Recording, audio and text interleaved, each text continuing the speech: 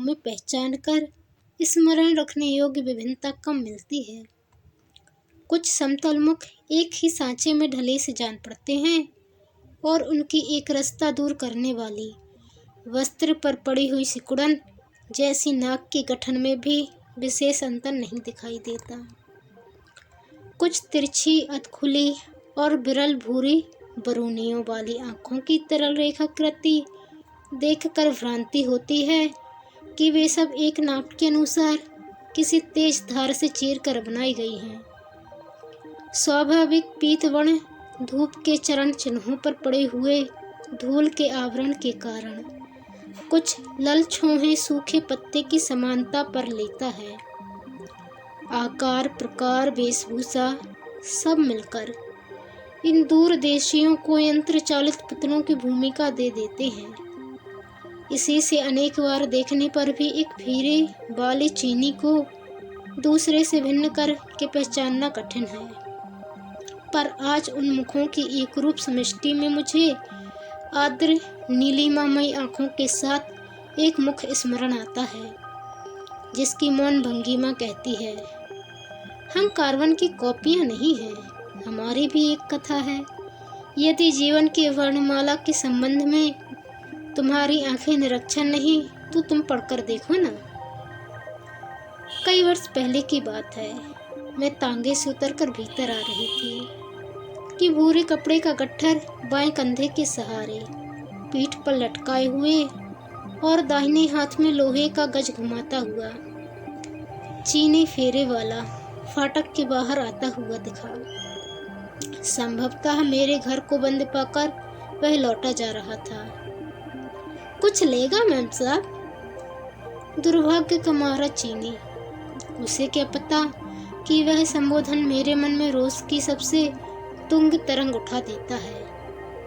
मैया, माता, जीजी, दीदिया, बिटिया आदि न जाने कितने संबोधनों से मेरा परिचय है और सब मुझे प्रिय है। पर यह विजातीय संबोधन मानो सारा परिचय छीनकर मुझे गाउन में खड़ा कर देता है। इस संबोधन के उपरांत मेरे पास से निराश होकर न लौटना असंभव नहीं तो कठिन अवश्य है। मैंने अवज्ञा से उत्तर दिया, मैं फॉरेन विदेशी नहीं खरीदती। हम क्या फॉरेन हैं? हम तो चाइना से आता है। कहने वाले के कंठ में सरल विस्मय के साथ उपेक्षा की चोट से उत्पन्न क्षोभ भी था।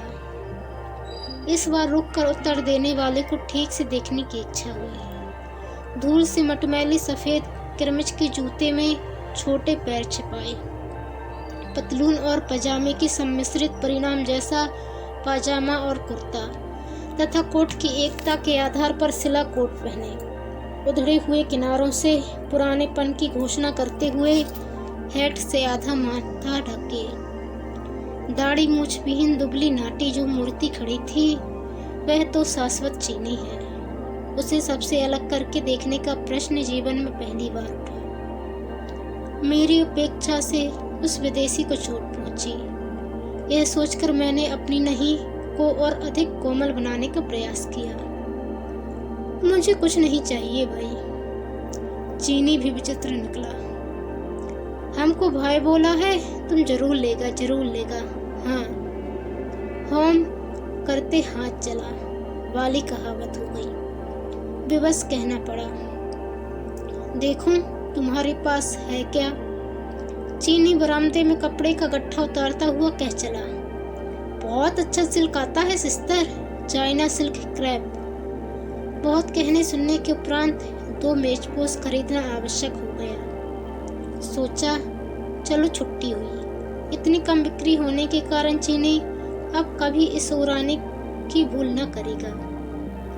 पर कोई 15 दिन बाद वह बरामदे में अपनी गठरी पर बैठकर गज को फर्श पर बजा बजा कर गुनगुनाता हुआ मिला। मैंने उसे कुछ बोलने का अवसर न देकर व्यस्त भाव से कहा, अब तो मैं कुछ न लूंगी, समझे? चीनी खड़ा होकर जेब से कुछ निकालता हुआ फिर फुल मुद्रा से बोला, सिस्टर आपके वास्ते ही लाता है, बहुत व्यस्त, सब सेल हो गया। हम इसको पॉकेट में छिपा के लाता है। देखा कुछ रुमाल थे, ऊंदी रंग के डोरे भरे हुए, किनारों का हर घुमाव और कोनों में उसी रंग से बने नन्हे फूलों की प्रत्येक पंखुड़ी चीनी नारी की कोमल उंगलियों की कलात्मकता ही नहीं व्यक्त कर रही थी, जीवन के अभाव की करुण कहानी भी कह रही थी। मेरे मुख के निषेधात्मक भाव को लक्ष्य कर अपनी नीली रेखाकृत आंखों को जल्दी जल्दी बंद करते और खोलते हुए वह एक सांस में सिस्तर का वास्ते लाता है, सिस्तर के वास्ते लाता है दोहराने तहराने लगा। मन में सोचा, अच्छा भाई मिला है। बचपन में मुझे लोग चीनी कहकर चिढ़ाया करते थे। संदेह होने लगा उस चिढ़ाने में कोई तत्व भी रहा होगा, अन्यथा आज एक सचमुच का चीनी सारे इलाहाबाद को छोड़कर मुझसे बहन का संबंध क्यों जोड़ने आता। पर उस दिन से चीनी को मेरे यहाँ जब तक आने का विशेष अधिकार प्राप्त हो गया है। चीन का साधारण श्रेणी का व्यक्ति भी कला के संबंध में विशेष अभिरुचि रखता है। इसका पता भी उसी चीनी की पुरस्कृत रुचि में मिला। नीली दीवार पर किस रंग के चित्र सुंदर जान पड़ते हैं, हरे कुशन पर किस प्रकार के पक्षी अच्छे लगते हैं, सफेद पर्दे के कोने में किस बनावट के फूल पत्ते खिलेंगे आदि के विषय में चीनी उतनी ही जानकारी रखता था जितनी किसी अच्छे कलाकार से मिलेगी। रंग से उसका अति परिचय यह विश्वास उत्पन्न कर देता था कि वह आंखों पर पट्टी बांध देने पर भी केवल इस स्पर्श से रंग पहचान लेगा। चीन के वस्त्र, चीन के चित्र आदि की रंगमयता देखकर भ्रम होने लगता है कि वहाँ की मिट्टी का हर कण भी इन्हीं रंगों से रंगा हुआ ना हो। चीन देखने की इच्छा प्रकट करते हैं। सिस्तर का वास्ते हम चलेगा कहते कहते चीनी की आंखों की नीली रेखा प्रसन्नता से उजली हो उठती थी। अपनी कथा सुनाने के लिए वह विशेष उत्सुक रहा करता था, पर कहने सुनने वाले के बीच की खाई बहुत गहरी थी। उसे चीनी और बर्मी भाषाएं आती थी जिनके संबंध में अपनी सारी विद्या बुद्धि के साथ मैं आंख के अंधे नाम नयन सुख की कहावत चरितार्थ करती थी। अंग्रेजी की क्रियाहीन संज्ञाओं और हिंदुस्तानी की संज्ञाहीन क्रियाओं के सम्मिश्रण से जो विचित्र भाषा बनती थी उसमें कथा का सारा मर्म बंध नहीं पाता था। पर जो कथाएं हृदय का बांध तोड़कर दूसरों को अपना परिचय देने के लिए वह निकलती हैं, राह करुण होती हैं और करुणा की भाषा शब्दहीन रहकर भी बोलने में समर्थ है। चीनी फेरी वाले की कथा भी इसका अपवाद नहीं। जब उसके माता पिता के मांडले बर्मा आकर चाय की छोटी दुकान खोली तब उसका जन्म नहीं हुआ था। उसे जन्म देकर और 7 वर्ष की बहन के संरक्षण में छोड़कर जो परलोक सिधारी, उस अनदेखी माँ के प्रति चीनी की श्रद्धा अटूट थी।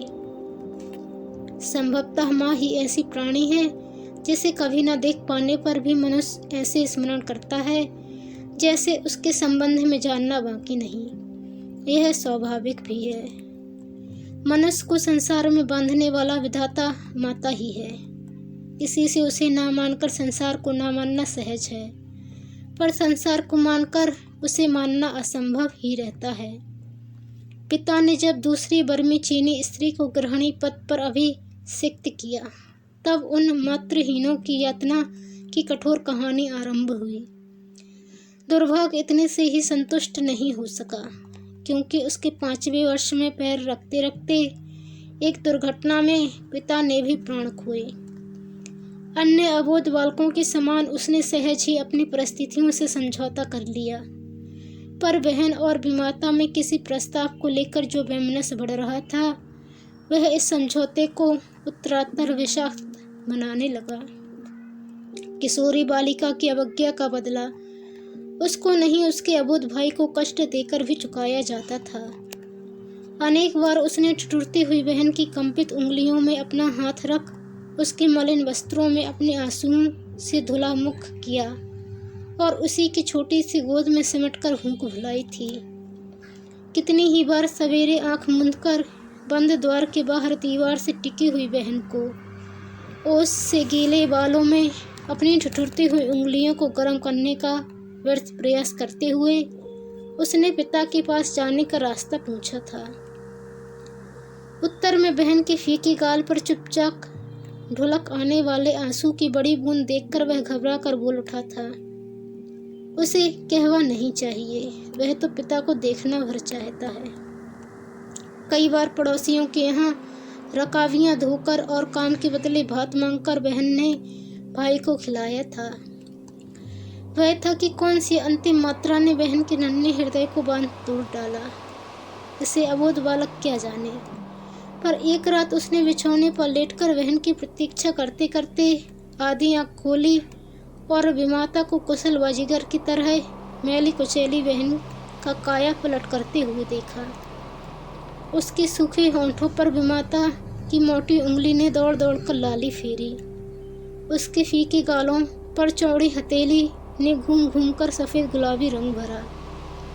उसके रूखे बालों को कठोर हाथों ने घेर घेर कर संभाला और तब नए रंगीन वस्त्रों में सजी हुई उस मूर्ति को एक प्रकार से ठेलती हुई विमाता रात के अंधकार में बाहर अंतर्निहित हो गई।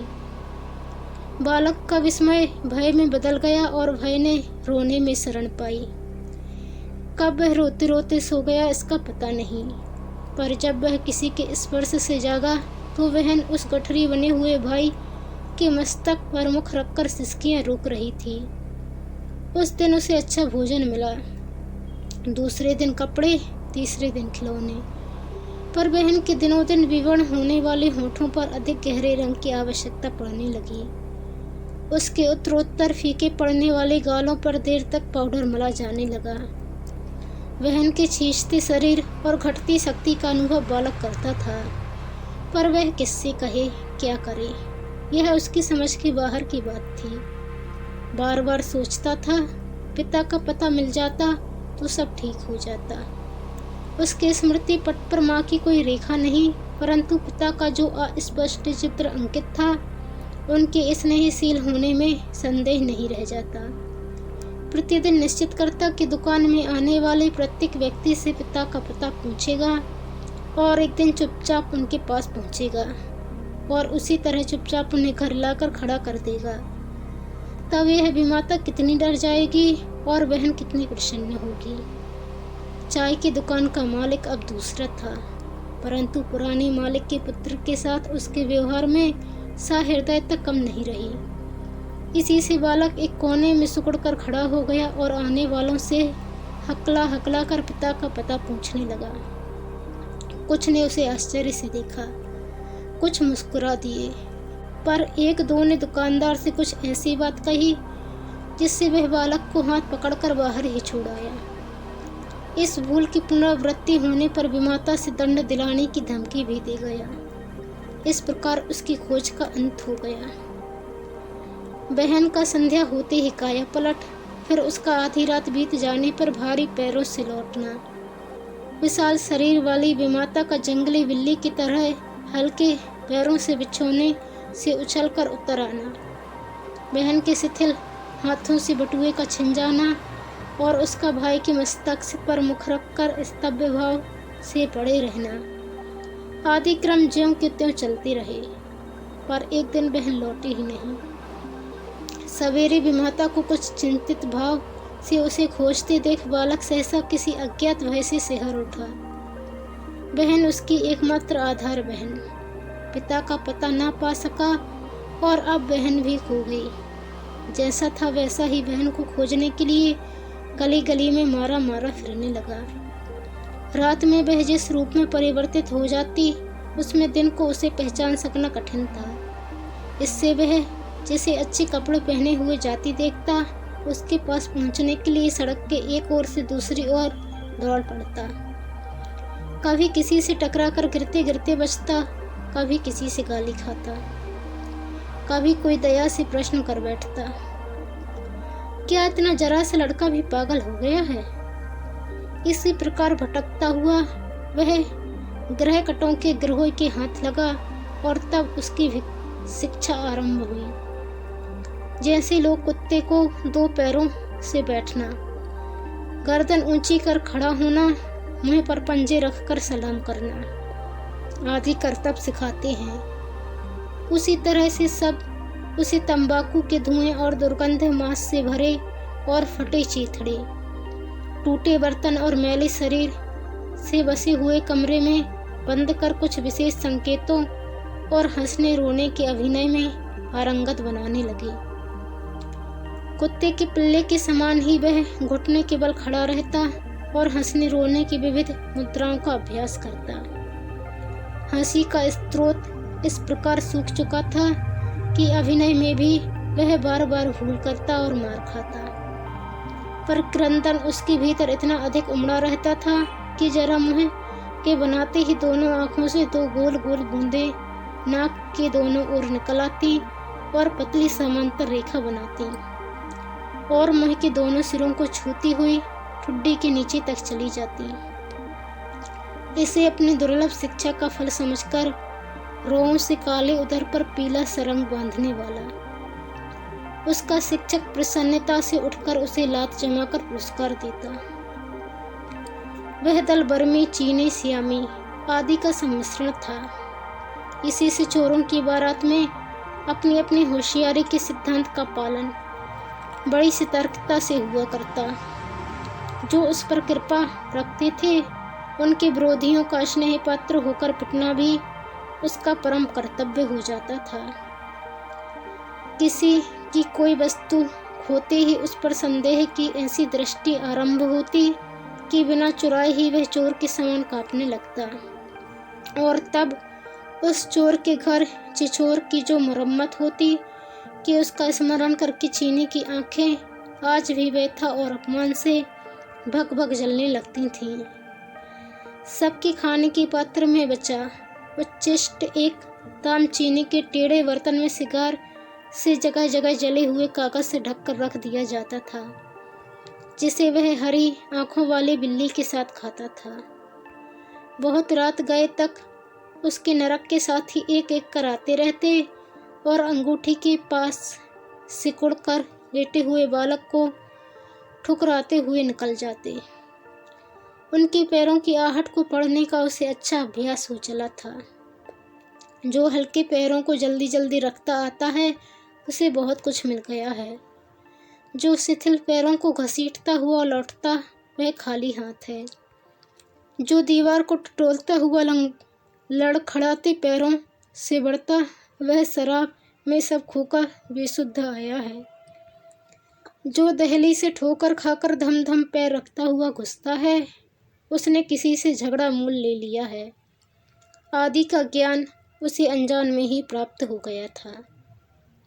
यदि दीक्षांत संस्कार के उपरांत विद्या के उपयोग का श्री गणेश होते ही उसकी भेंट पिता के परिचित एक चीनी व्यापारी से नहीं हो जाती तो इस साधना से प्राप्त विद्वता का अंत क्या होता, यह बताना कठिन है। पर संयोग ने उसके जीवन की दिशा को इस प्रकार बदल दिया कि वह कपड़े की दुकान पर व्यापारी की विद्या सीखने लगा। प्रशंसा के पुल बांधते बांधते वर्षों पुराना कपड़ा सबसे पहले उठा लाना, गज से इस तरह नापना कि जो रत्ती भर भी आगे न बढ़े, चाहे अंगुल भर पीछे रह जाए। रुपए से लेके पाई तक को खूब देखभाल कर लेना और लौटाते समय पुराने खोटे पैसे विशेष रूप से खनका कर दे डालना। आदि का ज्ञान कम रहस्यमय नहीं था, पर मालिक के साथ भोजन मिलने के कारण बिल्ली के उच्छिष्ट सहभोज की आवश्यकता नहीं रही और दुकान में सोने की व्यवस्था होने से अंगीठी के पास ठोकरों से पुरस्कृत होने की विशेषता जाती रही। चीनी छोटी अवस्था में ही समझ गया था कि धन संचय से संबंध रखने वाली सभी विद्याएं एक सी हैं, पर मनुष्य किसी का प्रयोग प्रतिष्ठा पूर्वक कर सकता है और किसी का छिपा कर। कुछ अधिक समझदार होने पर उसने अपनी अभागी बहन को ढूंढने का बहुत प्रयत्न किया,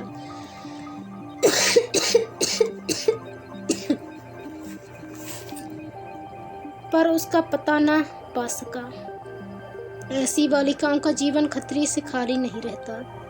कभी वे मूल्य देकर खरीदी जाती हैं और कभी बिना मूल्य के गायब कर दी जाती हैं। कभी बेनिराश होकर आत्महत्या कर लेती हैं और कभी शराबी ही नशे में उन्हें जीवन से मुक्त कर देते हैं। उस रहस्य की सूत्रधारिणी विमाता भी संभवतः पुनर्विवाह कर किसी और को सुखी बनाने के लिए कहीं दूर चली गई थी। इस प्रकार उस दिशा में खोज का मार्ग ही बंद हो गया। इसी बीच में मालिक के काम से चीनी रंगून आया, फिर 2 वर्ष कलकत्ता में रहा और अन्य साथियों के साथ उसे इसी ओर आने का आदेश मिला। यहाँ शहर में एक चीनी जूते वाले के घर ठहरा है और सवेरे 8 से 12 और 2 से 6 बजे तक फेरी लगाकर कपड़े बेचता रहता है। चीनी की 2 इच्छाएं हैं, ईमानदार बनने की और बहन को ढूंढ लेने की, जिनमें से एक की पूर्ति तो स्वयं उसी के हाथ में है और दूसरे के लिए वह प्रतिदिन भगवान बुद्ध से प्रार्थना करता है।